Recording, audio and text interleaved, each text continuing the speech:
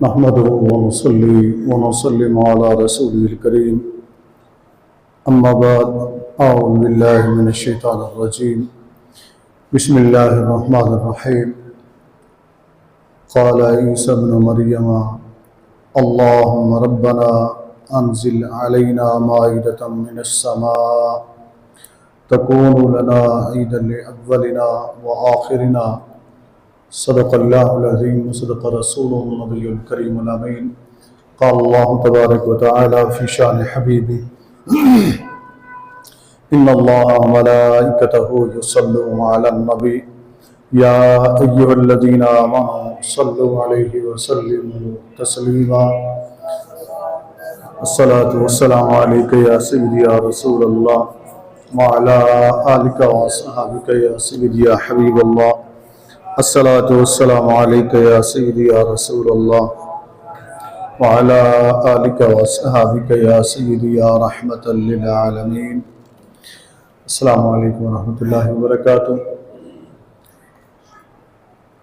سامعین عزیز وقار، آج کا ہمارا موضوع گزشتہ موضوع کا دوسرا حصہ ہے، جس میں ہم نے ذکر کیا تھا حسن و جمال مصطفیٰ صلی اللہ علیہ وسلم کے سلسلے میں دہن مصطفیٰ صلی اللہ علیہ وسلم کا تذکرہ، اور اسی میں لعاب دہن مصطفیٰ صلی اللہ علیہ وآلہ وسلم کی برکات۔ آج بھی ہماری گفتگو اسی موضوع پر ہوگی، اس دعا کے ساتھ کہ اللہ جل مجدہ ہمیں ہر قسم کے فتنوں سے، ہر قسم کے شر سے محفوظ فرمائے، اور نبی کریم صلی اللہ علیہ وآلہ وسلم کی سچی باادب غلامی عطا فرمائے۔ آقا کریم علیہ السلام کی تمام مبارک شانوں کو تسلیم کرنے کی توفیق عطا فرمائے۔ اللہ تعالی ہمیں بے ادبیوں سے اور بے ادب لوگوں سے بچائے۔ عزیزان گرامی قدر، گزشتہ گفتگو میں آپ نے سماعت کیا تھا قرآن کریم اور حدیث مبارکہ کی روشنی کے اندر میں نے عرض کیا تھا کہ اللہ کے ایک پیغمبر سیدنا یوسف علیہ السلام کا قمیص مبارک، جس کا تذکرہ آپ نے سماعت کیا تھا بڑی تفصیل سے گزشتہ گفتگو میں، کہ یوسف علیہ السلام نے وہ اپنا قمیص بھیجا کہ جاؤ یہ میرا قمیص جا کر میرے والد کی یعنی حضرت یعقوب کی آنکھوں پر لگا دو، اللہ ان کی بینائی کو لوٹا دے گا۔ وجہ استدلال کیا تھی کہ اس کپڑے کی کوئی اہمیت نہیں تھی بذات خود، کپڑے کی نسبت ہوئی نبی کی ذات سے۔ اللہ کے پیغمبر یوسف علیہ السلام کے جسم سے وہ کپڑا لگا تو اس کپڑے کے اندر اتنے خصوصیت پیدا ہو گئی کہ اس نے بینائی لوٹا دی، نبینا باپ کو دوبارہ آنکھوں کی روشنی عطا کر دی۔ یہ نسبتوں کا صدقہ ہے، اور آقا علیہ السلام تو تمام نبیوں کے نبی ہیں، رسولوں کے رسول ہیں۔ پھر آپ نے ساتھ ہی تذکرہ سماعت فرمایا تھا سورۃ البقرہ، وہ شخص جو قتل ہوا تھا اس کے قاتل کا پتہ نہیں چل رہا تھا، تو وہ ایک گائے جس کو ذبح کیا گیا اور اس کے گوشت کا ٹکڑا مردہ کو مارا گیا، تو گائے کے گوشت کا ٹکڑا جب اس مردہ کے جسم سے لگا تو وہ زندہ ہو کر بیٹھ گیا اور اس نے اپنے قاتل کا بتا دیا۔ ٹھیک ہے نا، یہ تو ہے قرآن۔ اب قرآن کو جب ہم پڑھتے ہیں تو اس سے یہ واضح ہوتا ہے کہ اللہ والوں سے جب کسی بھی چیز کی، ویسے تو چیز عام ہوتی ہے، لیکن جب اس چیز کی نسبت کسی اللہ کی برگزیدہ شخصیت سے ہو جائے، اللہ کے کسی برگزیدہ بندے سے ہو جائے، تو قرآن یہ بتاتا ہے کہ وہ چیز عظمت والی بھی ہو جاتی ہے، برکت والی بھی ہو جاتی ہے، اس چیز کے اندر شفا کا مادہ بھی پیدا ہو جاتا ہے، برکتیں بھی اس کے اندر پیدا ہو جاتی ہیں۔ تو یہ فرق ہے، جو لوگ یہ فرق نہیں کرتے ہیں اللہ انہیں ہدایت عطا فرمائے۔ ہم یہی کہہ سکتے ہیں کہ اللہ انہیں ہدایت عطا فرمائے کہ لَتُؤْمِنُونَ بِبَعْضِ الْكِتَابِ وَتَكْفُرُونَ بِبَعْضِ۔ وہ یہودیوں کا جس طرح نظریہ ہے نا کہ بعض کتاب کے بعض حصے کو مان لو اور بعض کا انکار کر دو، تو اسی طرح یہ لوگ بھی کرتے ہیں کہ باقی چیزیں تو مان لیتے ہیں، لیکن جب یہ چیزیں سامنے آتی ہیں نا، قرآن میں ہے نا یہ، ان کو پھر یہ ماننے سے انکار کرتے ہیں۔ اب آئیے آج کی جو آیت کریمہ میں نے تلاوت کرنے کا شرف حاصل کیا، اور حدیث مبارکہ سے کچھ آپ نے سماعت کیا، کچھ آج ہم انشاءاللہ عرض کریں گے۔ اے محبوب صلی اللہ علیہ وسلم یاد فرمائیے کہ جب اس بات کا ذکر کیجئے کہ جب اللہ تعالیٰ فرمائے گا اے مریم کے بیٹے اذکر نعمتی علیکا، اس نعمت کو یاد کر جو میں نے تجھ پر کی، جو میں نے تجھ پر کی، وہ میرا احسان، یعنی اللہ فرمائے وہ میرا احسان، وہ میری نعمت یاد کر۔ علیکا وعلا والدتکا، تجھ پر اور تیری والدہ پر میں نے وہ احسان کیا، یہ اللہ رب العزت فرما رہا ہے۔ اب آگے اذا ایدتک بروح القدس، جب میں نے پاک روح کے ذریعے، یعنی روح الامین جبرائیل امین یا مراد ہے، ان کے ذریعے تیری مدد کی، تیری مدد کی، تکلم الناس فی المہد وکہلا، اور لوگوں سے تو جھولے کے اندر، پگوڑے کے اندر باتیں کرنے لگا۔ یہ اللہ نے وہ نعمت یاد کروائی، وہ احسان یاد کروائی جو عیسیٰ علیہ السلام کو فرمایا کہ ابھی تو پگوڑے کے اندر تھا، مہد کے اندر تھا، گود کے اندر تھا ماں کی، تو تب تو باتیں کرنے لگا پکی عمر کا ہو کر، جس طرح پکی عمر کا بندہ میچور آدمی بات کرتا ہے ویسی باتیں تو کرنے لگا۔ وَإِذْ عَلَّمْتُكَ الْكِتَابَ وَالْحِكْمَةَ وَالتَّوْرَاةَ وَالْإِنْجِيلَ، اور جب میں نے تجھے کتاب سکھائی اور حکمت سکھائی اور تورات اور انجیل۔ اور آگے اب آ رہی ہے آگے بات جو اللہ تعالیٰ نے یہاں بیان فرمائی، وَإِذَا تَخْلُقُ مِنَ الطِّينِ كَهْيَةِ الطَّيْرِ بِإِذْنِي، اور جب تم مٹی سے پرند کی صورت بناتا تھا، پرندے کی صورت بناتا، مٹی لے کر اسے صورت بناتا تھا میرے حکم سے، میری اجازت سے، میرے اذن سے۔ اب ہوتا کیا تھا؟ اب اگلی بات یہ ہے بڑی قابل غور بات، یہ قرآن ہے۔ فَتَنْفُخُ فِيهَا، اس میں تو پھونک مارتا تھا، کیا؟ یہ عیسیٰ علیہ السلام کا ذکر ہے، ٹھیک ہے نہیں؟ اس میں تو پھونک مارتا تھا، فَتَنْفُخُ فِيهَا، اس میں اللہ نے یہ نہیں فرمایا کہ میں پھونک مارتا تھا، میں دم کرتا تھا، میں اس کو اڑا دیتا تھا۔ اذن تو اللہ کا ہی ہوتا ہے نا، اللہ کے اذن کے بغیر تو کوئی کچھ نہیں کر سکتا نا، یہ ہمارا عقیدہ ہے اہل سنت و جماعت کا۔ اللہ کے نبی، اللہ کے ولی، اللہ کے صالح بندے علیہم السلام و علیہم الرحمہ و رضوان اللہ تعالی علیہم اجمعین، یہ سب کے سب اللہ کی عطا سے، اللہ کی اذن سے ہی کرتے ہیں جو کچھ کرتے ہیں، اللہ کی عطا کے بغیر وہ کچھ نہیں کرتے ہیں۔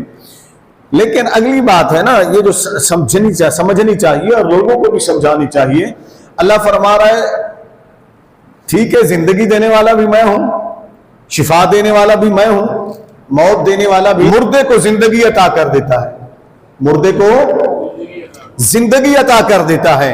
اب آگے چلتے ہیں تو یہاں عیسیٰ علیہ السلام کا تذکرہ ہوا، اور وہ آپ نے سماعت کیا سورۃ البقرہ سے کہ اللہ کے ایک صالح بندے کی گائے تھی، اس کے گوشت کا ٹکڑا مردہ کو لگا تو مردہ زندہ ہو گیا۔ قال عیسیٰ بن مریم، حضرت عیسیٰ بن مریم علیہم السلام انہوں نے اللہ کی بارگاہ میں عرض کی، اللہم ربنا انزل علینا مائدۃ من السماء تکون لنا عید لاولنا وآخرنا، اور وہ ہو جائے ہمارے اگلوں کے لیے بھی اور پچھلوں کے لیے بھی، یعنی پہلے جو گزر گئے ان کے لیے بھی اور بعد میں آنے والوں کے لیے بھی وہ عید کا دن بن جائے، وآیۃ منک، اور تیری طرف سے نشانی بن جائے، وارزقنا وانت خیر الرازقین، اور ہمیں رزق عطا فرما، تو بہتر رزق عطا فرمانے والا ہے۔ اب یہ آیت میں نے کیوں پڑھی؟ قرآن نازل ہوا اللہ کی طرف سے، اس میں 6 یا 7 روٹیاں تھیں، کتنے؟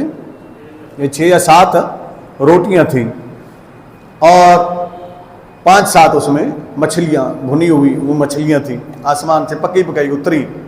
اب عیسیٰ علیہ السلام کے پورے حواری تھے، یہ سینکڑوں کی تعداد میں تھے، یہ پیچھے ان کا تذکرہ بھی آ رہا ہے پچھلی آیت کے اندر، سینکڑوں کی تعداد میں تھے۔ وہ کہہ رہے تھے کہ آپ دعا کرو اللہ سے کہ آسمان سے ہمارے لیے کھانا نازل کر دیں، تو عیسیٰ علیہ السلام کی دعا پر وہ کھان نازل ہوا جس مقصد کے لیے میں نے آیت تلاوت کی۔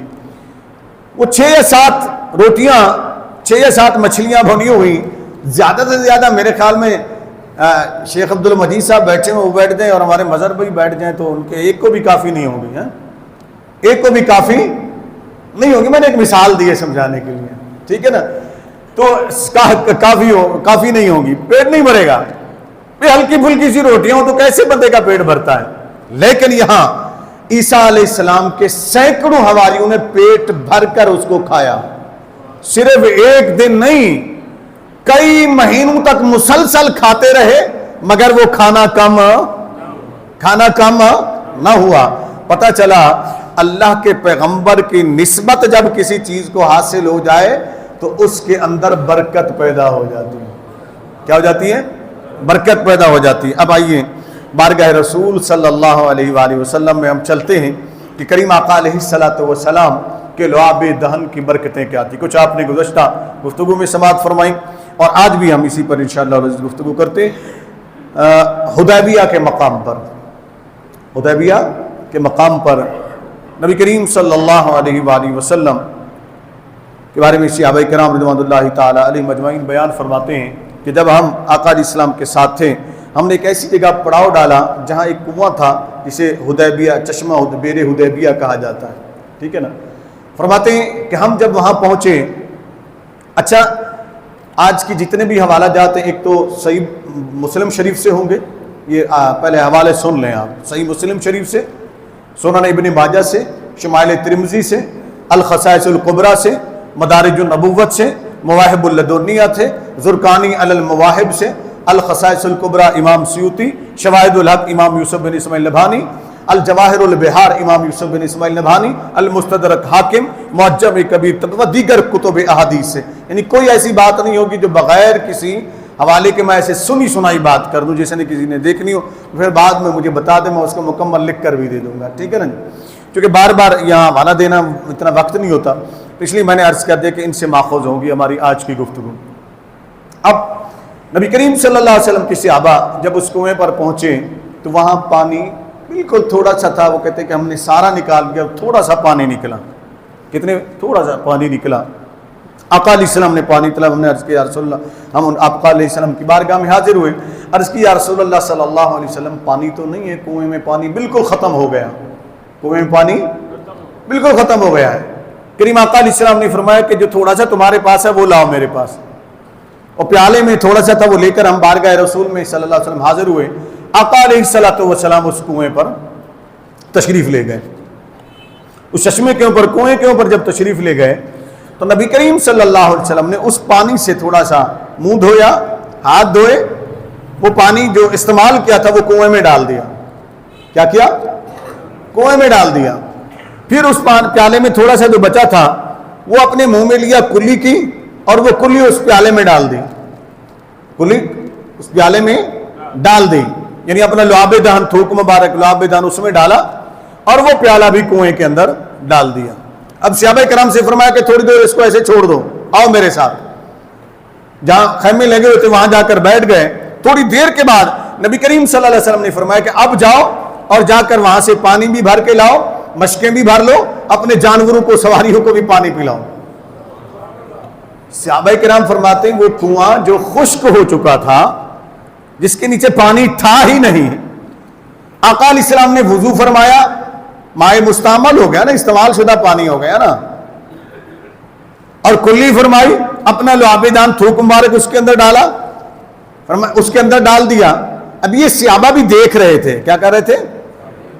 دیکھ رہے تھے. مگر یہ صحابہ تھے، کیا تھے؟ رضوان اللہ تعالی. منکر نہیں تھے. میں یہ لفظ استعمال کر دیتا ہوں اور کوئی لفظ استعمال نہیں. منکر نہیں تھے، یہ جانتے تھے ان برکات کو. اب اس سے پہلے میں آگے چلوں، صحیح بخاری شریف کی یہ حدیث بھی سن لینا. حضرت عروہ بن مسعود رضی اللہ عنہ یہ بات بعد میں ایمان لے آئے، لیکن جب یہ کفار کے ایلچی بن کر گئے دیکھنے کے لیے کہ دیکھ کے آؤں بھی کیسے ہیں، کتنے لوگ ہیں، کتنے تیاری کے ساتھ ہیں. یہ حدیبیہ سے پہلے کی بات، ٹھیک ہے نا. وہ تیاریاں جب کر رہے تھے، دیکھ رہے تھے، آئے. یہ واپس لوٹے تو بڑی طویل حدیث ہے، لیکن اس کا ایک حصہ صحیح بخاری شریف سے، وہ یہ سن لیں آپ. جب وہاں پہنچے تو انہوں نے جا کر کفار کو کہا کہ محمد سے مت لڑنا صلی اللہ علیہ وسلم، محمد صلی اللہ علیہ وسلم سے مت لڑنا. اچھا یہ عروہ بن مسعود جو روایت بیان کر رہے ہیں یہ ذہن میں رکھ لیں حالت کفر میں نہیں بیان کر رہے ہیں، جب یہ ایمان لے آئے تو اس کے بعد انہوں نے یہ روایت اور یہ واقعہ بیان کیا کہ میں نے یوں جا کر کہا. یہ وضاحت میں نے اس لیے کر دی تاکہ کوئی مولوی آپ کو دھوکہ نہ دے کہ وہ تو جو کافر کی بیان کی ہوئی روایت ہے. میرے بھائی کافر کی نہیں ہے. عروہ بن مسعود رضی اللہ عنہ صحابی ہیں، ایمان لانے کے بعد انہوں نے یہ بات بیان کی ہے، اور ایمان لانے کے بعد جب انہوں نے یہ بات بیان کی اور نبی کریم صلی اللہ علیہ وسلم نے اسے برقرار رکھا، تصدیق فرمائی، صحابہ نے اسے روایت کیا، تو بات مستند ہو گئی. کیا ہو گئی؟ بات مستند ہو گئی. اب اس کو ٹھکرایا نہیں جا سکتا ہے. تو عروہ بن مسعود رضی اللہ عنہ سے جب انہوں نے کفار نے پوچھا کہ تو بندہ ہمارا تھا، بھیجا تجھے ہم نے تھا، تو بجائے اس کے کہ ہمیں حوصلہ دیتا تو ہمیں ہی ڈرا رہا ہے، ہمیں بزدل بنا رہا ہے، ہمیں کہہ رہا ہے کہ مت لڑنا، تم انہیں شکست نہیں دے سکتے. کیوں؟ وجہ اس نے کہا، ساری تفصیل بیان کی، لیکن جو جملے آخر کے جو موضوع سے متعلق اس نے عروہ بن مسعود کہتے ہیں میں نے ان کو کہا کہ میں نے دیکھا کہ محمد صلی اللہ علیہ وآلہ وسلم کے جتنا ان کے غلام ان کے صحابہ ادب کرتے ہیں نا، دنیا کے کسی بادشاہ یا کسی بھی شخصیت میں نے بڑے بڑے دیکھے ہیں کوئی احترام نہیں کرتا، لیکن محمد صلی اللہ علیہ وسلم کا جتنا احترام وہ کرتے ہیں. کیا دیکھا تو نے؟ کہا میں نے دیکھا کہ وہ تھوک ڈالتے ہیں تو وہ تھوک بھی زمین پر نہیں گرنے دیتے، وہ کسی نہ کسی صحابی کی ہتھیلی کے اوپر گرتی ہیں. وہ ہاتھ آگے کر لیتے ہیں، ہاتھ آگے کر لیتے ہیں اور ان ہاتھوں پر لے کر مل کر اپنے چہروں پر مل لیتے ہیں. میں نے دیکھا، عروہ بن مسعود کہتے ہیں، صحیح بخاری شریف کی حدیث ہے، میں نے دیکھا کہ جس کو اگر لعاب دہن نہ ملا تو جس کو ملا تھا وہ دوسرا گیا اس کے ہاتھ پر ہاتھ مل کر اپنے چہرے پر مل رہا ہے برکت حاصل. یہ صحابہ تھے. کیا یہ صحابہ مشرک تھے؟ نعوذ باللہ، رضوان اللہ، یہ شرک کر رہے تھے؟ نعوذ باللہ. کیا یہ صحابہ توحید کو نہیں جانتے تھے؟ کیا یہ صحابہ کرام شرک کو نہیں جانتے تھے؟ کیا یہ صحابہ کرام بدعت کو نہیں جانتے تھے؟ یہ بڑے آگے بیٹھ کر شرک اور بدعت کے نعرے لگانے والے، ان کو شرم آنی چاہیے، حیا آنی چاہیے کہ نسبت رسول صلی اللہ علیہ وسلم کا بھی ان کو لحاظ نہ رہا. اب اگلی اس روایت کو مکمل کریں. اب صحابہ فرماتے جب ہم وہاں گئے، وہاں پہنچے کنویں کے اوپر، ہم نے بڑا حیران کن منظر دیکھا. منظر یہ دیکھا کہ کنویں کا پانی اس کی منڈیر تک آ چکا تھا، کناروں کے اوپر آ چکا تھا، کنواں فل بھر چکا تھا. ہم نے اس میں سے پانی جی بھر کے پیا، مشکیزیں بھر لیے، سواریوں کے لیے سواریوں کو بھی پلایا، اور وہاں ہم 20 دن رہے. کتنے دن؟ 20 دن رہے، پانی پیتے رہے، سواریوں کو پلاتے رہے، مگر اس کنویں کا پانی کم نہ ہوا. پوچھا گیا کتنے لوگ تھے آپ؟ کتنے صحابہ کرام تھے رضوان اللہ؟ اب یہ آپ نے سنا نا، وہ عیسیٰ علیہ السلام کے لیے جو مائدہ نازل ہوئے وہ عیسیٰ علیہ السلام تھے، ان کی نسبت تھی. اور یہ عیسیٰ علیہ السلام کے بھی امام ہیں ہمارے نبی صلی اللہ علیہ وسلم، ہے جی، سارے نبیوں کے امام نبی کریم صلی اللہ علیہ وسلم. آقا علیہ السلام کے صحابہ فرماتے ہیں اس وقت ہم 1000 صحابہ کرام تھے. بعد نے لکھا کہ 1400 صحابہ تھے. کتنے؟ 1400 صحابہ تھے. اب 1400 صحابہ ہوں یا 1000 صحابہ، یہ تعداد کوئی کم تو نہیں ہے نا. اور ان کے لیے 20 دن تک وہ پانی مکمل ان کو ملتا رہا. اب اسی کے ساتھ ملتی ایک روایت اور بھی چلیں سماعت ساتھ یہاں سن لیجیے. لعاب دہن مصطفیٰ صلی اللہ علیہ وسلم کی برکات. کریم آقا علیہ الصلوۃ والسلام جب ہجرت فرما کر مدینہ المنورہ تشریف لے گئے تو سب سے پہلے قباء کی بستی میں تشریف لے گئے تھے. ٹھیک ہے نا جی. قباء میں آج بھی اگر آپ جائیں تو وہ ذرا زرخیز خطہ ہے. قباء کی جو بستی ہے اس کے گرد و نواح میں باغات بھی ہیں، کھجوروں کے باغات بھی ہیں، دیگر بھی ہیں. وہاں دیکھیں تو ہریالی بھی ہے، سبزہ بھی زیادہ ہے.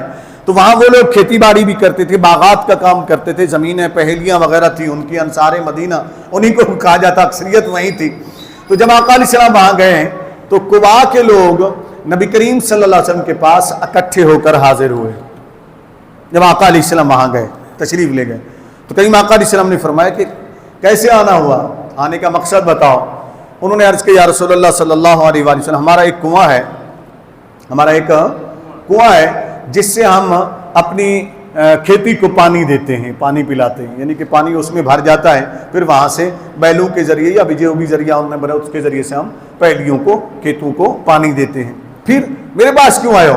عرض کیا رسول اللہ صلی اللہ علیہ وسلم حاضر اس لیے ہوئے ہیں کہ پانی اتنا کم ہے کہ ایک دن میں تھوڑا پانی آتا ہے، پھر کچھ دیر کے بعد وہ بھی ختم ہو جاتا ہے جو جمع ہوا ہوتا ہے۔ اس طرح ہماری کھیتیاں صحیح سرسبز اور شاداب نہیں ہو پاتی، صحیح پھل نہیں دیتی، ان کو صحیح پانی نہیں ملتا ہے۔ تو نبی کریم صلی اللہ علیہ وسلم کیا فرماتے ہیں؟ آقا علیہ السلام فرماتے ہیں اس میں میں کیا کر سکتا ہوں، یہ تو قدرت کے کام ہے، کہیں پانی کم کہیں زیادہ، میں اللہ سے دعا کر دیتا ہوں، اللہ کرم کر دے گا، کوشش کرو کہیں اور کنواں کھودو۔ نہیں، آقا علیہ السلام نے یہ نہیں فرمایا، بلکہ کریم آقا علیہ السلام کو اللہ کا بھی تو حکم تھا نا، وَأَمَّا السَّائِلَ فَلَا تَنْهَرْ، محبوب تیرے پاس جب سائل آ جائیں، کوئی مانگنے والے آ جائیں تو انہیں جھڑکنا مت، انہیں انکار مت کرنا، اس لیے کہ خزانے تو میرے ہیں نا، عطا میں نے کی، تقسیم تو انہیں کرنا ہے، جھڑکنا نہیں ہے۔ آقا علیہ السلام نے ان سے فرمایا میرے ساتھ چلو۔ آقا علیہ السلام ساتھ چلے گئے، کنویں پر لے چلو۔ کریم آقا علیہ السلام کنویں پر گئے، نبی کریم صلی اللہ علیہ وسلم نے فرمایا اس کا تھوڑا سا پانی جو تم لوگوں کے پاس ہے کوئی بچا ہوا تو وہ مجھے دو۔ انہوں نے پانی دیا، نبی کریم صلی اللہ علیہ وسلم نے اس میں سے وضو فرمایا، اور وضو کا جو بچا ہوا پانی تھا انہوں نے فرمایا کہ یہ جمع کرتے جانا۔ یہ خود نبی کریم صلی اللہ علیہ وسلم کروا رہے ہیں اپنی صحابہ سے، ٹھیک ہے نا، یہ پانی جمع کرتے جانا۔ وہ پانی نیچے برتن میں جمع کرتے گئے، اور آقا علیہ السلام نے اس پانی کو اٹھا کر اس کنویں کے اندر ڈال دیا۔ پھر نبی کریم صلی اللہ علیہ وسلم نے جو باقی بچا پانی تھا اس کے ساتھ کلی فرمائی، وہ کلی اس کے اندر ڈالی، پھر اس کلی کو برتن میں ڈال کر اپنا تھوک مبارک مزید ڈالا، ڈالنے کے بعد وہ اس کے اندر ڈال دیا کنویں کے اندر۔ تھوڑی دیر کے فرمایا اس کو ڈھک دو، آؤ میرے ساتھ بیٹھو۔ صحابہ بیٹھ گئے، قباء کے انصار مدینہ رضوان اللہ تعالیٰ نے بیٹھ گئے۔ تھوڑی دیر کے بعد نبی کریم صلی اللہ علیہ وسلم نے فرمایا جاؤ اب جا کر اپنی کھیتیوں کو بھی سیراب کرو، اپنے جانوروں کو بھی پانی پلاؤ، اور اس میں سے میرے لیے بھی پانی لے آؤ، میں نے بھی پانی پینا ہے، میرے لیے بھی لے آؤ۔ اب وہ صحابہ فرماتے ہیں جب ہم گئے تو وہ کنواں بھر چکا تھا، اور پانی اس کا پہلے سے زیادہ میٹھا، شیریں ہو چکا اور لذیذ ہو چکا تھا۔ ہم نے اتنا کھیتیاں سیراب کی کہ پہلے تو ہفتے بعد کسی ایک کی باری تھوڑا سا پانی ملتا تھا، اب ہم روزانہ کی بنیاد پر سارے پانی لگاتے، تب بھی اس کنویں کے اندر پانی کم نہیں ہوتا تھا۔ یہ کس کی برکتیں تھیں جی؟ لعاب دہنے مصطفیٰ صلی اللہ علیہ وسلم، آقا علیہ السلام کے تھوک مبارک کی لعاب دہن مبارک۔ اس کے اوپر میں ایک بات عرض کرتا ہوں آگے چل کر، ذرا یہ بھی واقعہ سماعت کر لینا۔ صحیح مسلم شریف کے اندر بھی یہ واقعہ موجود، دیگر کتب سیر، کتب سوانے ان کے اندر بھی موجود ہیں، اور کتب حدیث کے اندر بھی موجود ہے۔ حضرت جابر رضی اللہ تعالیٰ عنہ فرماتے ہیں غزوہ خندق کے موقع کے اوپر، غزوہ خندق کے موقع کے اوپر فرماتے ہیں کہ میں بھی وہاں موجود تھا، خندق کھودی جا رہی تھی۔ آج بھی آپ وہاں جائیں نا، مسجد سلمان فارسی اوپر پہاڑی کے اوپر ابھی وہ کچھ بچی ہوئی ہے پرانی مسجد میں سے، اور اس کے ساتھ تھوڑا آگے جائیں تو مسجد فاطمہ الزہرا رضی اللہ تعالیٰ وہ بھی بچی ہوئی ہے اس پرانے دور کے ان نشانیوں پر جہاں جہاں نبی کریم صلی اللہ علیہ وسلم نے پڑھا ہو کیا، تو 7 مسجدیں یہاں وہاں بنا دی گئی تھی چھوٹی چھوٹی ترکیوں کے دور کے اندر۔ درمیان میں جو مساجد آتی تھی، مسجد ابوبکر صدیق تھی، مسجد عمر تھی، وہ انہوں نے ختم کر دی ہیں، اب وہاں پر روڈ بنا دیا ہے۔ تو مسجد سلمان فارسی موجود ہے، آقا علیہ السلام وہاں سے دیکھ رہے تھے سب کو۔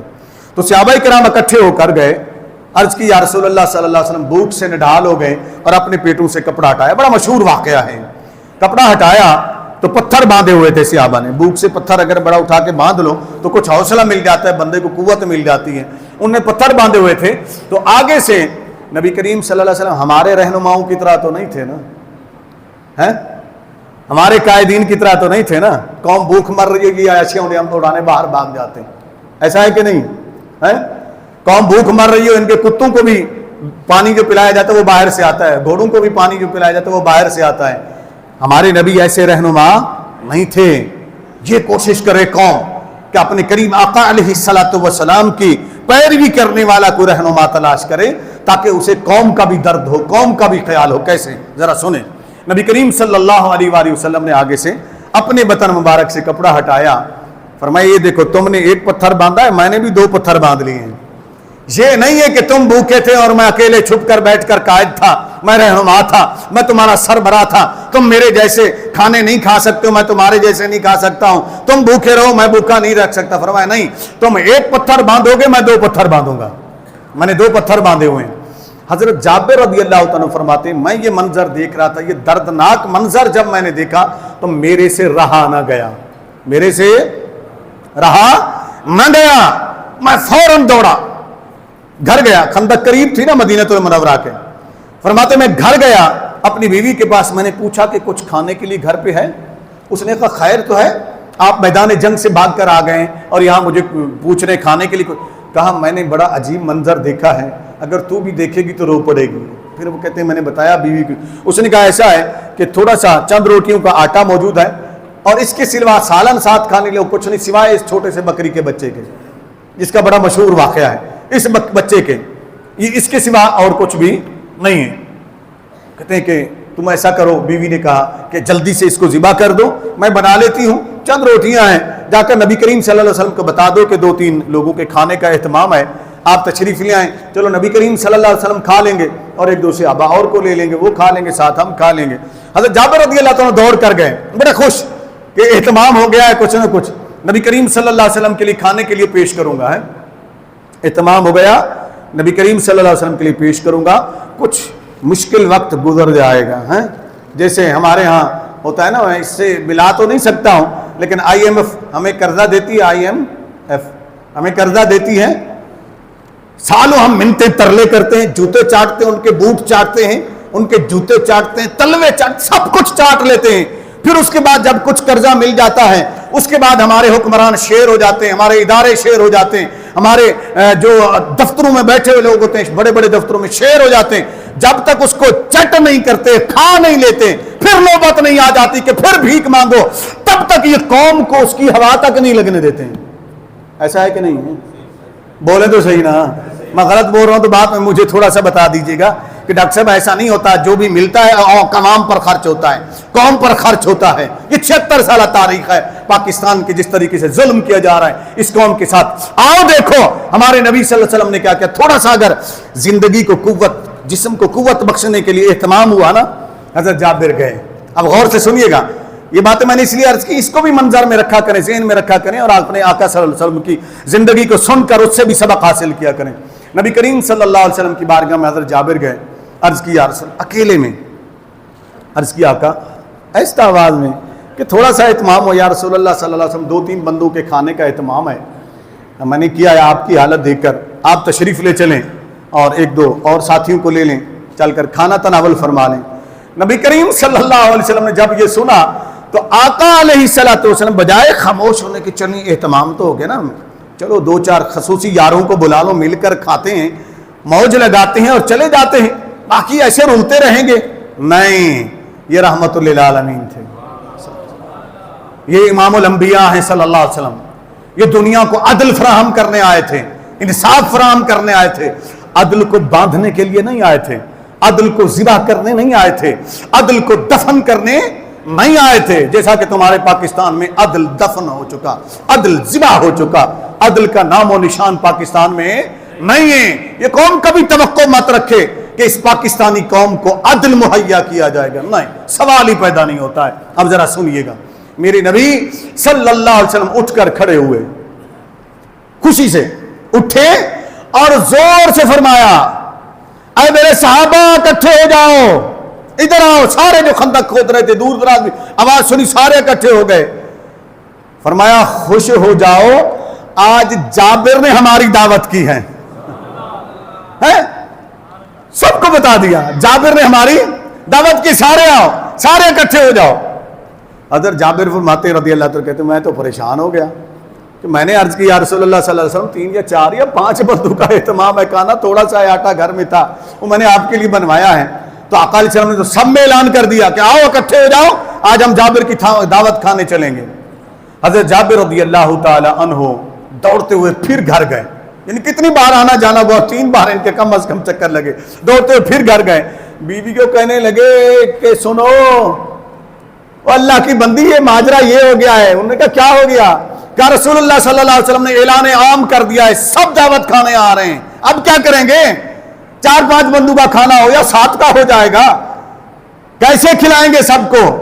کہا آگے بیوی بھی بڑی سمجھدار تھی نا، وہ صحابن تھی، کیا بولے نا، رضی اللہ تعالیٰ، دوسری نہیں تھی، وہ آپ خود سمجھ جائیے گا، میں کچھ نہیں کہتا ہوں۔ اللہ ان کو ہدایت دے، اللہ ان کی نسلوں کو بھی ہدایت دے، اللہ ان لوگوں کو بھی ہدایت دے۔ انہوں نے کہا تو نے نبی کریم صلی اللہ علیہ وسلم کو بتا دیا تھا نا؟ انہوں نے کہا ہاں میں نے بتا دیا تھا۔ کہا پھر کیوں فکر کرتا ہے؟ جب تو نے بتا دیا تھا کہ ہمارے پاس اتنا اہتمام ہے اب کھانا جانے یا لانے والا جانے اس میں ہماری ذمہ داری تو نہیں ہے نا. ہم نے تو بتا دیا تھا, تو نے بتا دیا کھانا تھوڑا ہے. اب اگر سب کو وہ لا رہے ہیں تو خود ہی پورا کریں گے, سب کو خود ہی پورا کریں گے سب کو. جابر دوڑتے ہوئے پھر واپس گئے. آقا علیہ السلام نے جابر کو دیکھا کہ یہ گیا ہے, پھر ہانپتا ہوا آیا ہے, دوڑتا ہوا آیا ہے, قریب بلایا, فرمایا ادھر آؤ. سمجھ گئے کہ یہ پریشان ہو رہا ہے, بندے زیادہ جا رہے ہیں. فرمایا ادھر آؤ, قریب آئے. اب فرما رہے ہیں نبی صلی اللہ علیہ وسلم, اب کوئی فتویٰ لگائے نا نبی کریم صلی اللہ علیہ وسلم کی ذات گرامی پر, جو کہتے ہیں محمد صلی اللہ علیہ وسلم کے چاہنے سے کچھ نہیں ہوتا ہے, نبی کریم صلی اللہ علیہ وسلم کی نسبت سے کیا حاصل ہوتا ہے, جس کا نام محمد یا علی ہے وہ تو کچھ کرنے کے اختیار بھی نہیں رکھتے ہیں. ان بدبختوں کو کہو کہ لگاؤ نبی پر فتویٰ صلی اللہ علیہ وسلم. میرے آقا صلی اللہ علیہ وسلم کیا فرما رہے ہیں؟ فرماتے جابر فکر مت کر, گھر چل, اپنی بیوی سے کہے میرے آنے تک نہ ہانڈی سے ڈھکن اٹھائے گی نہ روٹیاں لگانا شروع کرے گی. جب میں آؤں گا تو پھر روٹیاں لگانا, آٹا گوندنا, روٹیاں لگانا, پہلے نہیں. پھر سالن مکمل تیار کرنا. جابر گئے, بیوی کو بتا دیا, انہوں نے سارا اہتمام کر کے آقا علیہ السلام جب وہاں پہنچے, نبی کریم صلی اللہ علیہ وسلم پہلے تشریف لے گئے. فرمایا مجھے لے چلو وہاں ہانڈی کے پاس لے چلو اور آٹے والے برتن کے پاس لے چلو, کپڑا لے آؤ.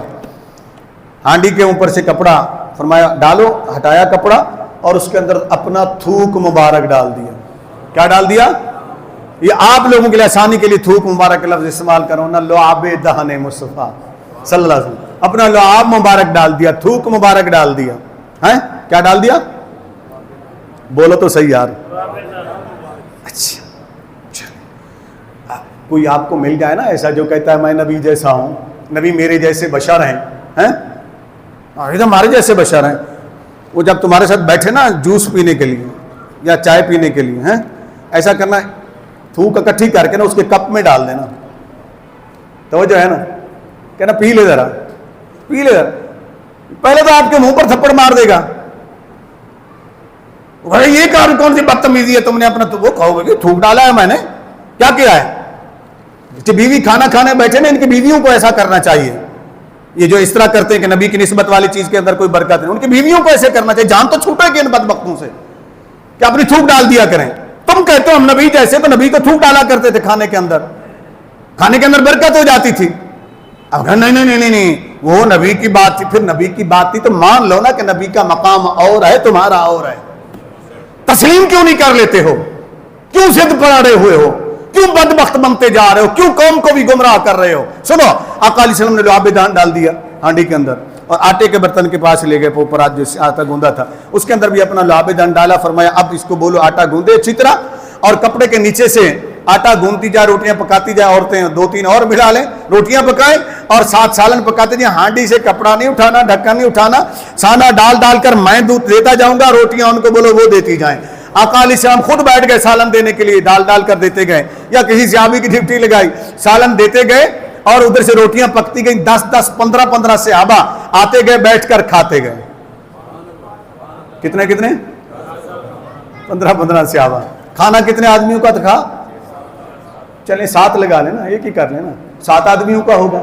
چلیں 10 کا ہی ہوگا نا, 10 کا ہوگا تو پہلے 15 نے تو چلو اوکھا سوکھا ہو کے کھا لیا ہوگا نا. اگلے 15 جب آئے, پھر اگلے 15 آئے, پھر اگلے 15 آئے, وہ کھانا کھاتے گئے, کھانا ختم ہی نہیں ہو رہا. جیسے عیسیٰ علیہ السلام کے بارے, یہ میں نے قرآن کی آیت اسی لیے پڑھی تھی نا کہ قرآن سے بھی اس کی تائید ہو جائے نا. وہ مائدہ جو 7 آدمیوں کے لیے اترا تھا, کھانا 7 آدمیوں کے لیے بمشکل کافی ہوگا, 2 یا 4 آدمیوں کے لیے تھا. 20 دن کئی مہینوں تک وہ کھاتے رہے, ختم نہ ہوا, اس لیے کہ اللہ کے نبی کی نسبت ہوئی تھی. تو یہاں نبیوں کے نبی کی نسبت ہے. اس کھانے کے اندر, اس آٹے کے اندر, سالن کے اندر امام الانبیاء والمرسلین کا لعاب دہن ڈالا گیا ہے, اور خود نبی نے ڈالا ہے صلی اللہ علیہ وآلہ وسلم کہ میرے لعاب دہن ڈلنے سے برکت حاصل ہوگی.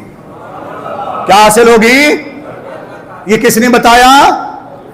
اونچی بولے نا, نبی کریم صلی اللہ علیہ وسلم نے بتایا, آقا علیہ السلام نے بتایا. اور یہاں ایک بات اور بھی بتا دوں نا, نبی کریم صلی اللہ علیہ وسلم کے پاس اسی مدینہ المنورہ میں ایک خاتون اپنے بچے کو لائی, ایک خاتون اپنے بچے کو لائی. جب آقا علیہ السلام ہجرت کر کے, تو وہ بھی ہجرت کر کے آ رہی تھی, اس کا بچہ بڑا بیمار رہتا تھا. آقا علیہ السلام کی بارگاہ میں, آقا جب سے یہ پیدا ہوا ہے کوئی بلا اس کے اوپر مسلط ہے, وہ اس کو چھوڑتے نہیں ہے، بیمار ہی رہتا ہے، آقا اس کے لیے دعا فرما دیجئے۔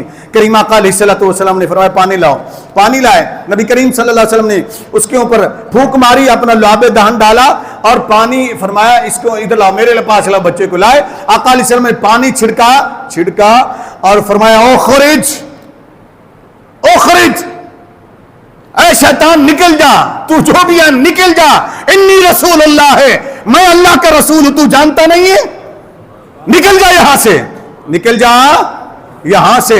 رسول اللہ صلی اللہ علیہ وسلم نے اپنا نام لے کر کہا اخرج عدو اللہ ہے، حدیث کے الفاظ سن لینا، اخرج عدو اللہ ہے فانی رسول اللہ صلی اللہ علیہ وسلم، اے اللہ کے دشمن نکل جا اس کے بدن سے، میں اللہ کا رسول ہوں، میں اللہ کا رسول ہوں۔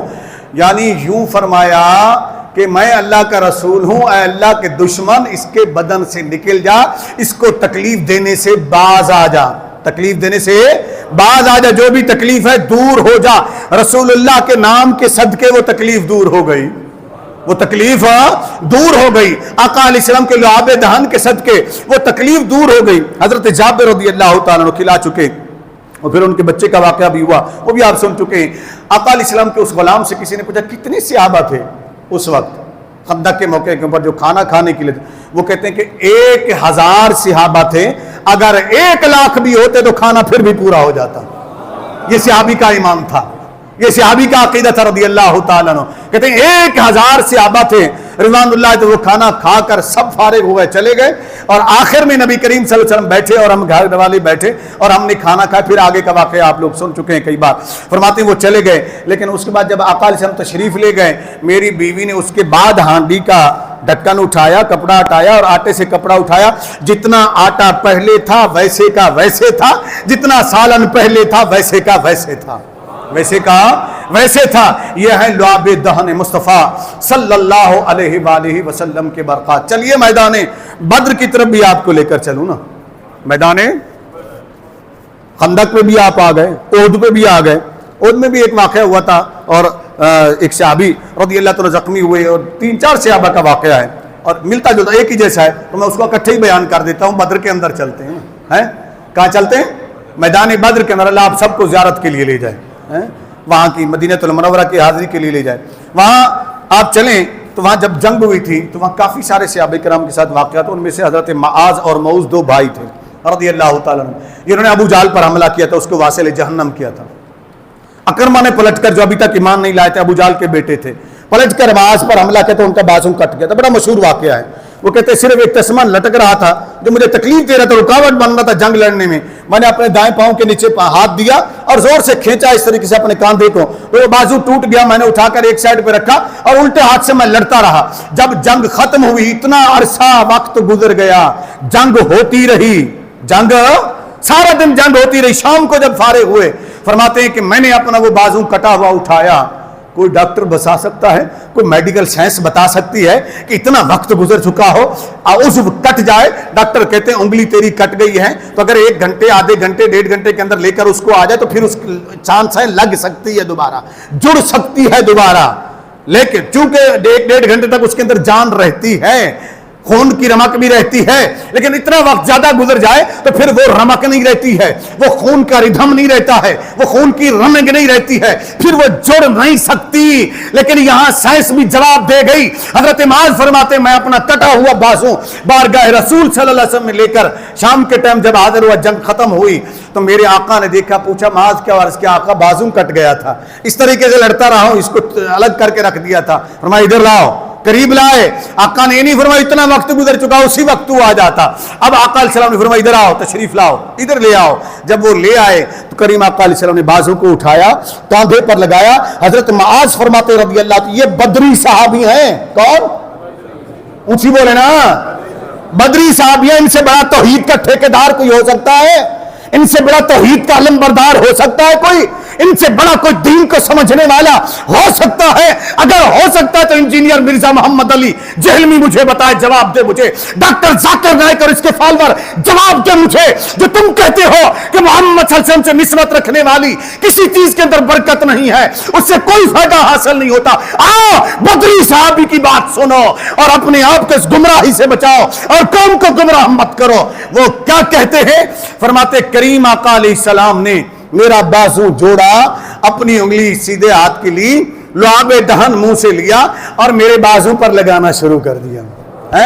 بازو پر لگایا، جیسے لعاب دہن لگا دیا تو میرا بازو پہلے بازو سے بھی زیادہ طاقتور اور صحیح ہو گیا، اور وہ صحیح کام کرنے لگا، وہ صحیح کام کرنے لگا۔ اسی طرح کا واقعہ حضرت معوذ کے ساتھ پیش آیا، اسی طرح کا واقعہ حضرت قتادہ رضی اللہ عنہ کے ساتھ پیش آیا جب ان کی انگلیاں نکل گئی تھی، اسی طرح کا واقعہ حضرت حارث رضی اللہ عنہ صحابی کے ساتھ پیش آیا تھا، حضرت عقو کے ساتھ، سلمہ بن عقو کے ساتھ یہ واقعہ پیش آیا تھا۔ کس کس کو میں بیان کروں؟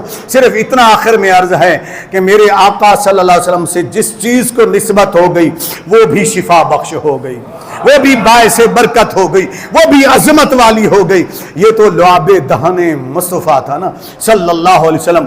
اگلا جمعہ المبارک اسی حسن و جمال کے مصطفیٰ صلی اللہ علیہ وسلم کے تذکرے کے اندر ہم ذکر کریں گے کریم آقا علیہ السلام، ہمارے اور آپ کے پیارے نبی صلی اللہ علیہ وسلم کے مبارک ہاتھوں کا، کہ ان کے ہاتھ مبارک کیسے تھے، انگلیاں کیسی تھیں، ان کا حسن کیسا تھا، ہاتھ ملاتے تھے تو کیسے لگتے تھے، پھر اس دست اقدس کی قدرتیں کیا تھیں، برکتیں کیا تھیں، ان کو اللہ نے کیا کیا قوت عطا فرمائی تھی۔ جلدی تشریف لائیے گا۔ اللہ آپ سب کو سلامت رکھے۔ السلام علیکم۔